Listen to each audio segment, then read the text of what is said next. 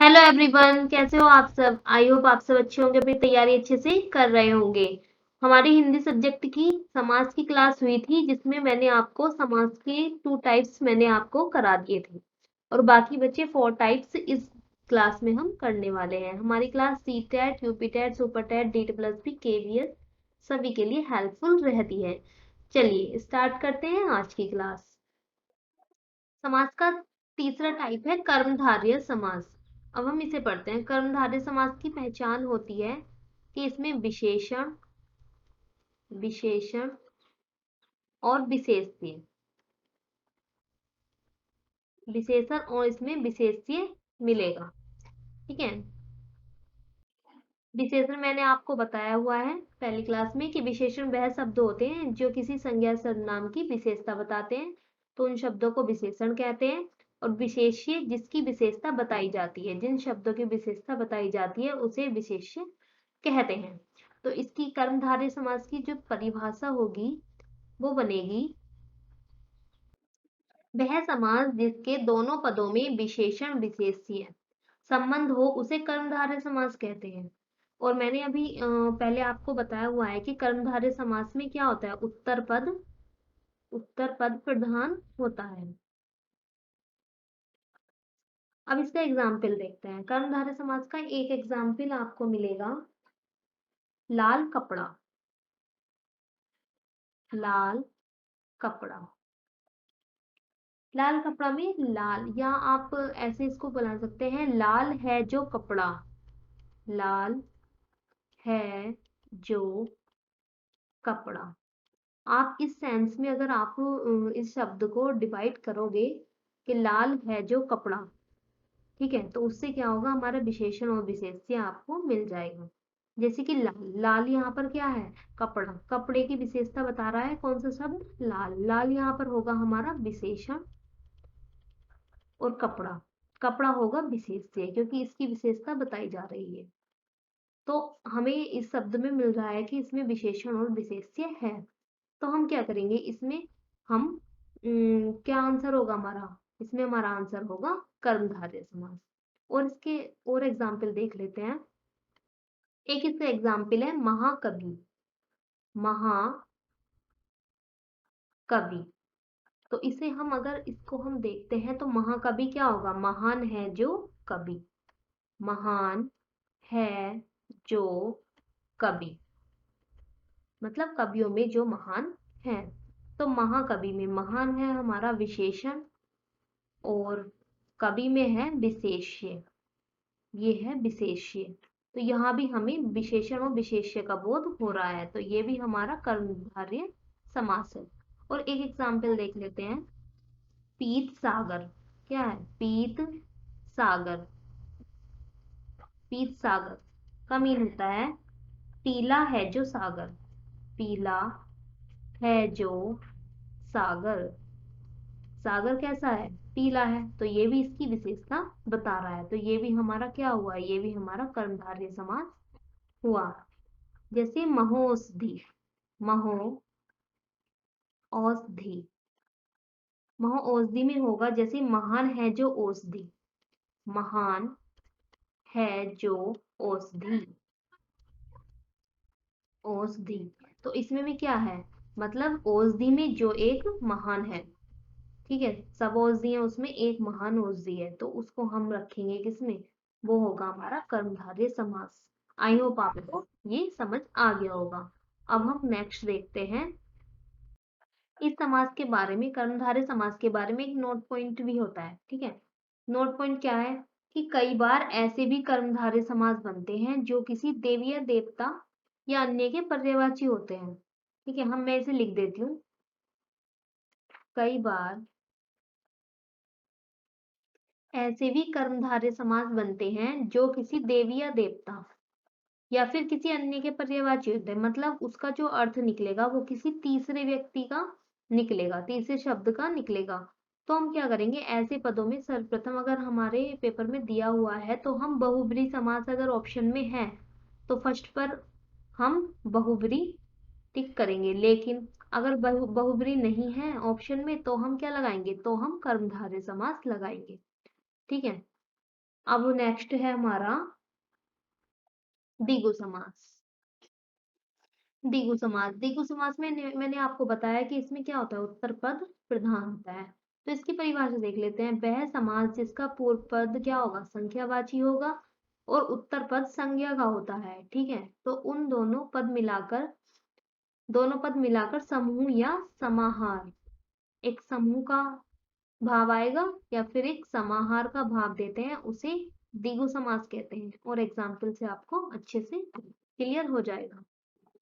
जैसे एग्जाम्पल है त्रिफला, तो त्रिफला का मीनिंग क्या निकल रहा है कि तीन फलों का समूह, तीन फलों का समूह। तो इससे क्या हो रहा है, इससे हमें समूह का पता चल रहा है कि इसमें क्या है, तीन फलों का समूह।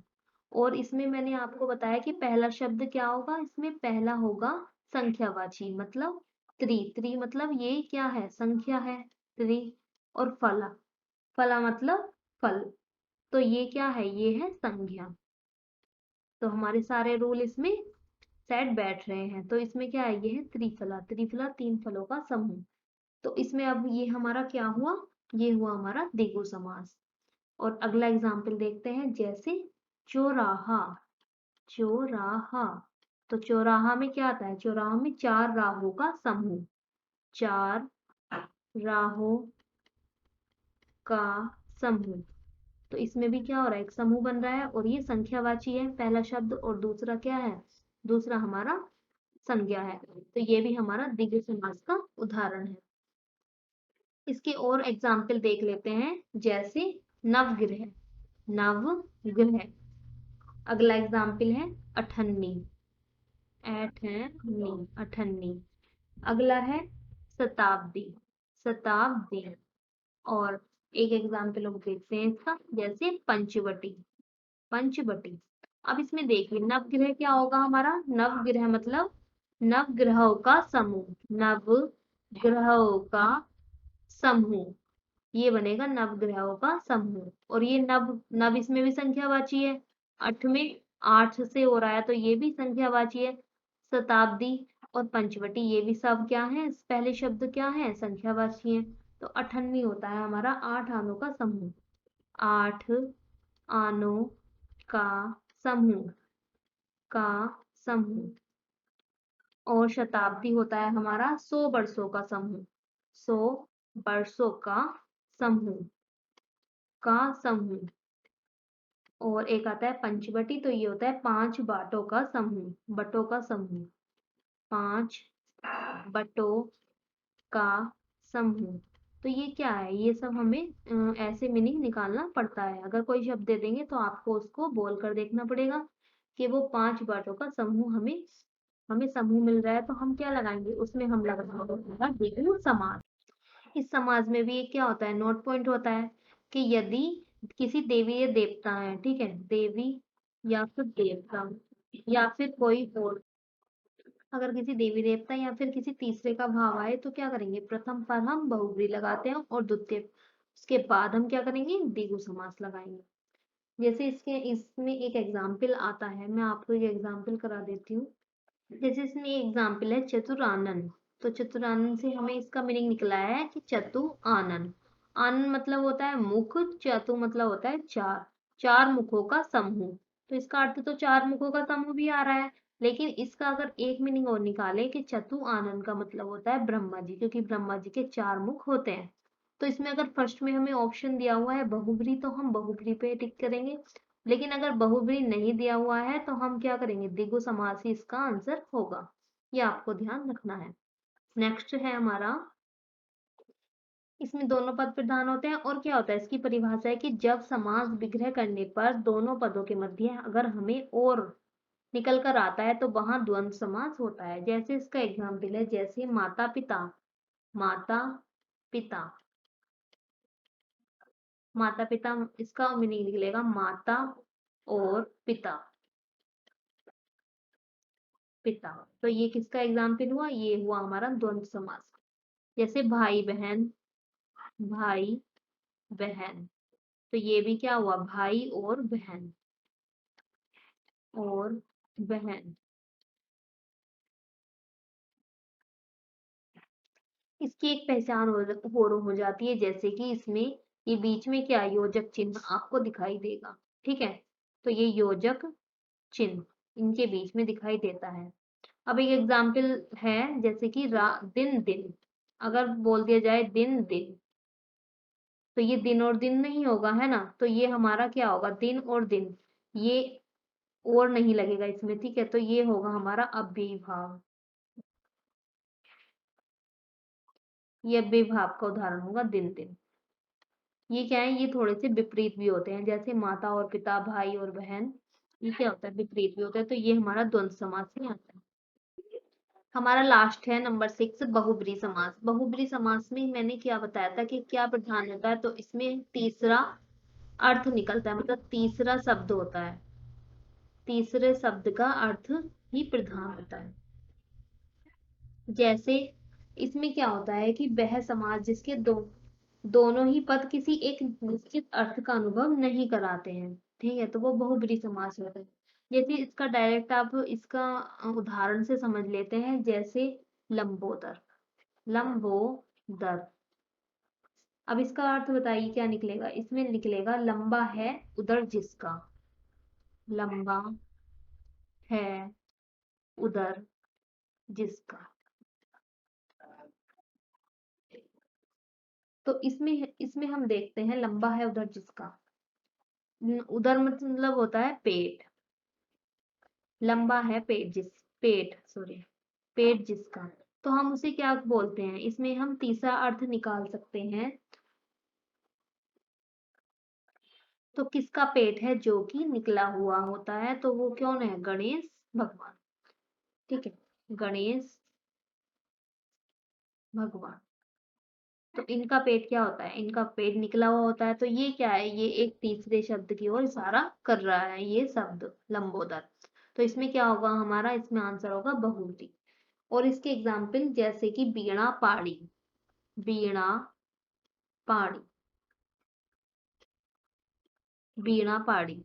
इसमें बीणा पाड़ी में बीड़ा है पाड़ी में जिसके, बीड़ा है पाड़ी में जिसके, पानी में जिसके, पानी मतलब हाथ, तो बीड़ा किसके हाथ में होती है, तो ये होती है सरस्वती, सरस्वती।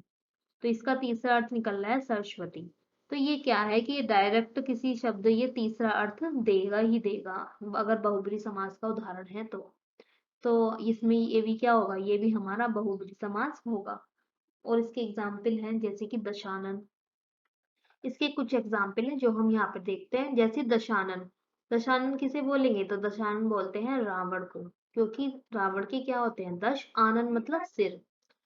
अब त्रिनेत्र, त्रिनेत्र कहते हैं शिव, शिव भगवान को क्या कहते हैं, त्रिनेत्र, क्योंकि उनके तीसरा नेत्र भी रहता है। तो त्रिनेत्र में यहाँ पर क्या हो रहा है, त्रि में आप देखिए यहाँ पर क्या है, संख्यावाची है, ठीक है, तो ये दिगु अगर बहुब्री नहीं दिया हुआ है तो हमें क्या करना है, ये दिगु में जाएगा। ऐसी गजानन, गजानन बोलते हैं गणेश को। पंचानन, पंचानन किसको बोलते हैं, पंचानन किसका पर्यायवाची है, तो पंचायन है शेर। सपरिवार, सपरिवार का मीनिंग होता है परिवार के साथ, परिवार के साथ। अगर कोई भी शब्द आपको ऐसे मिल जाए, सपरिवार, सशरीर, ससमाज, मतलब यदि किसी शब्द से पहले स लगा हो और वह साथ का अर्थ देता है, तो वहां बहुव्रीहि समास होगा, क्योंकि यहाँ पर साथ का अर्थ दे रहा है।